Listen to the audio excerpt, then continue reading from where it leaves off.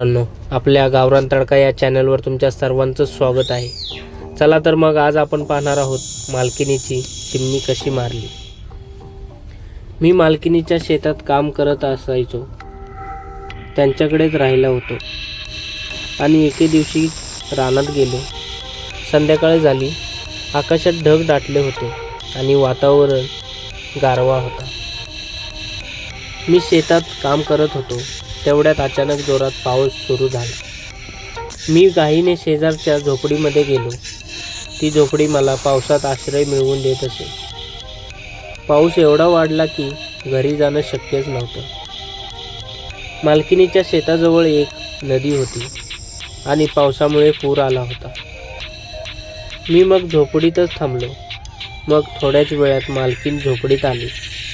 तिचंही घर दूर असल्यामुळे तीही झोपडीमध्ये आली, कारण तीही जाऊ शकली नसती. ती ओली झालेली होती आणि मलाही थंडी वाजू लागली होती, पण पाऊस कमी होत नव्हता. मग मी आणि ती झोपडीत अडकून पडलो होतो. रात्रीचे अंधाराचे सावट पसरलं होतं आणि थंडीने शरीर कडकवलं लागलं होतं. तिथे शेकोटी करण्यासाठी काहीच नव्हतं. मग आम्हाला एकमेकांचा आधार घ्यावा लागणार होता, कारण एवढी थंडी वाढत होती की तिथे बसून राहणं अवघड होतं. मालकीन रोज साडी नेसून यायची. त्या साडीमध्ये खूप सुंदर दिसायची आणि भरीव शरीराची होती आणि मीही खूप सुंदर होतो. तिचे फिगर, तिची साईज खूपच छान होती आणि खूप प्रेमळ. आम्ही दोघंही एकमेकांसोबत बराच वेळ घालवत होतो. माझं शरीर पूर्णपणे थंडीमुळे थरथर कापत होतं आणि मालकिनीचं सुद्धा मग तसंच होत होतं. मग मी विचार केला की आपल्याला उष्णतेची गरज आहे. अंगातली उष्णता टिकवण्यासाठी आपल्याला एकत्र झोपण्याशिवाय पर्याय नाही. मी मालकिनीला सांगितलं, आपल्याला रात्र उजडायची असेल तर आपल्याला एकत्र झोपून अंगातली उष्णता टिकवावी लागेल. मग माझं हे वाक्य ऐकून मालकीन विचार करू लागली. पण परिस्थिती पाहून मालकीनसुद्धा तयार झाली. मग मालकीन बाजूला झोपली.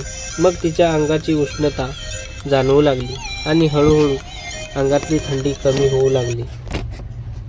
मग आम्ही दोघेही एकमेकांच्या जवळ येत गेलो. उष्णतेचा आमच्या शरीरावरचा थंडीचा तावा सुटू लागला. ती रात्र खूपच कठीण होती, कारण मग मालकिनीचा हात हळूच माझ्या खांद्यावर फिरू लागला आणि तिचा स्पर्श एक वेगळीच ऊर्जा देत होता,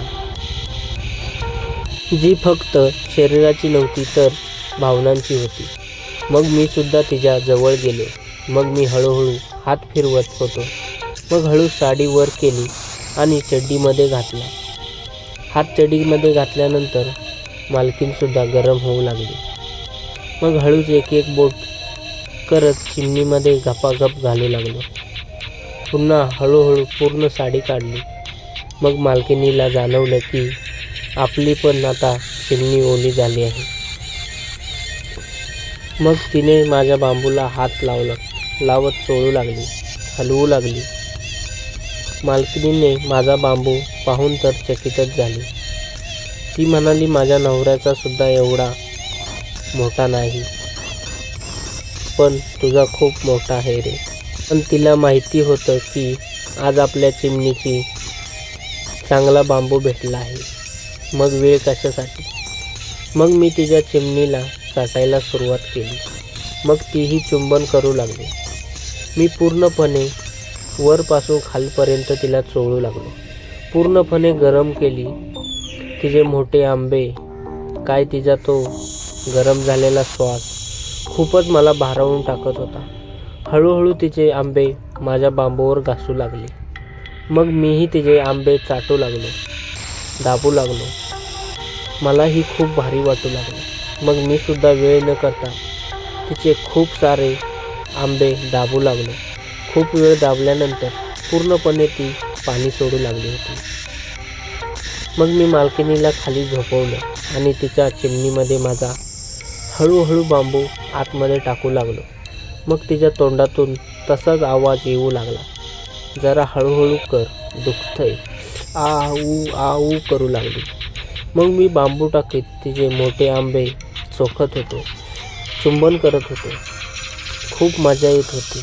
मग मी वरून खपाखप जोर लावत चिमणीची पूर्णपणे लाल करून टाकली होती. कारण एवढी मजा मी याच्या आधी कधीच घेतली नव्हती. मग म्हणू लागली, बस कर, खूप दुखतंय. पण माझा बांबू काय ऐकायला तयार नव्हता. कारण की मला असा चान्स खूप दिवसातून भेटला होता. त्यामुळे माझा बांबू काय थाटायला मागत नव्हता. मग माझा आणखी स्पीड वाढला. आता झोपडीतून खूप गरम वाफ येत होती. मग तिने मला घट्ट पकडून तिची नखे माझ्या पाठीत घुसली होती. मग मी अजूनच वेग वाढवला आणि तिच्या चिमणीची पूर्णपणे वाट लावू लागलो होतो. मग तिने ही पकड अजून घट्ट केली व ओरडली, आई ग. मग माझा बांबूसुद्धा आत खूप थकला होता आणि तिच्या पूर्ण चिमणीची बरोबर वाट लावली होती. आम्हा दोघांचे सुद्धा पाणी आले आणि दोघंही शांत झालो आणि मग आम्ही दोघेही झोपी गेलो. त्याच्यानंतर आम्ही सकाळी जागे झालो. बाहेर पाहिलं तर पाऊस थांबला होता. मग मालकीण म्हणाली, जो गोष्ट रात्री झाली ती कोणालाही सुद्धा सांगू नको. जे झालं ते इथेच विसरून जा, नाहीतर तुझ्या मालकाला तू सांगशील. मी मॅडमला बोललो, असं नाही करणार, कारण की तुम्ही मला खूप काही दिले आहे. तर आजची कथा कशी वाटली मित्रांनो, कमेंट करून नक्की सांगा आणि आपल्या व्हिडिओला खूप सारं प्रेम द्या. आणि सबस्क्राईब केलं नसेल तर सबस्क्राईब करा आणि साईडची बेल आयकॉन घंटी वाजवायला विसरू नका. धन्यवाद.